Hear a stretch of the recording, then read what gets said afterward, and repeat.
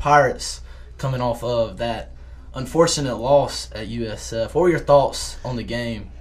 Thoughts on the game, ECU was just a little bit careless, and at the same time, I think they were a little bit overly confident from the blowout win against UNC. Back on September 8th when ECU blew out UNC 41-19 after a 20-0 second half outburst. But the offense seemed to be a little rusty, I guess, because of the hurricane postponing. Well, they've been in Florida for like a week.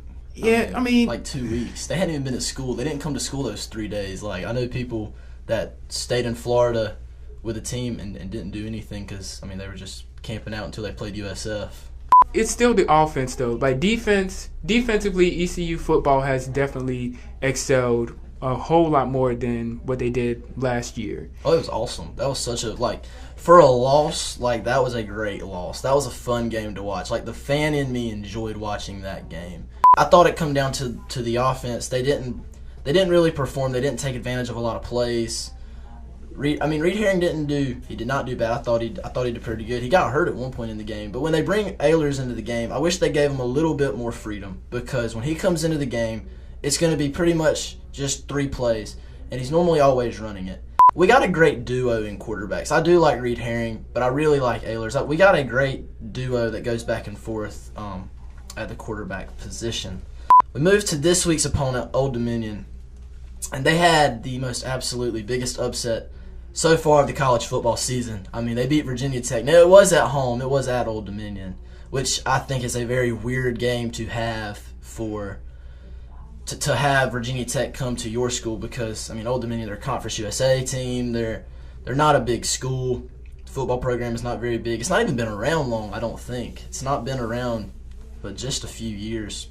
But already a D1 school. They were a great FCS school. The whole game basically put a whole lot of things into perspective, basically saying that, if you're playing a ranked opponent and say you haven't won a game, or you're at the bottom of your division or the bottom of your conference, that anything can happen, pretty much.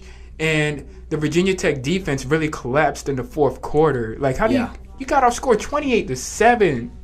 Really? It was a comeback win for sure, but they kind of embarrassed them in the end. Old Dominion, they just kept scoring on them. ODU had their quarterback, Blake LaRussa. He's a backup, too. But he had, almost 500 passing yards. Well, Old Dominion's a great passing school. They had Taylor Heineke, who's with the Panthers now. And I remember, he was just a great passing quarterback. He went 30 for 47 on passes, while the 2 Virginia Tech quarterbacks combined for 17 for 34.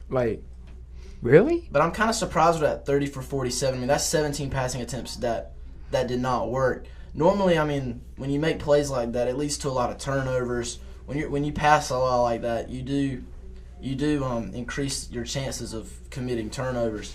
But they just absolutely embarrassed Virginia Tech's defense. This upcoming weekend, though, ODU might be a little confident entering in that game, but I don't see them coming out with a victory. I don't see Old Dominion coming into Dowdy and getting a victory. No, I feel like it's family weekend. This Dowdy will be packed, just as packed as it was for UNC. Family weekend's always a big deal. Virginia Tech, they were our family weekend last year. That was a terrible pick for family weekend, but I wouldn't say it's going to be like a blowout like UNC. Because, like you said, ODU is a good passing team. I personally see it coming down to the wire. One thing about ECU that has kind of surprised me this year, we actually do kind of have a running game. We actually do kind of have a running game. I thought Penix, when he could get open, I thought he was doing great. When Anthony Scott had a few good runs, you let him get a little bit of daylight and he's gone. The run game is kind of also like the defense this year, a pleasant surprise, because normally running has not been an ECU strong point, and it's good to see them kind of getting that. Talking about ECU's defense, especially against UNC, that I saw was that they struggled to defend the running game, and to have the ECU USF game come down to an 80-yard touchdown run in the fourth quarter that basically iced the game. I don't know. You say iced the game. It did happen. When it happened, there was 10 minutes left on the clock. ECU did have ample opportunity and time to try to come back from that. But the offense, it was predictable. That's the thing. They're going to have to change up the offense. It's a little too predictable. When Herring's in the game, you can pretty much bet it's a pass. When Ehlers is in the game, you can pretty much bet it's a QB run. I mean, it's very predictable, and that's going to be something ECU really needs to work on if they want to get past Old Dominion. I'd say basically for families coming in, alumni, maybe graduate students, everybody, that if they want to come out to see a good game, perhaps see another ECU win besides UNC, this would definitely be the weekend to do it. Yes, this is easily the best family weekend game they could have picked. You happen to have like a score you got in mind? I'm going to say 35-21.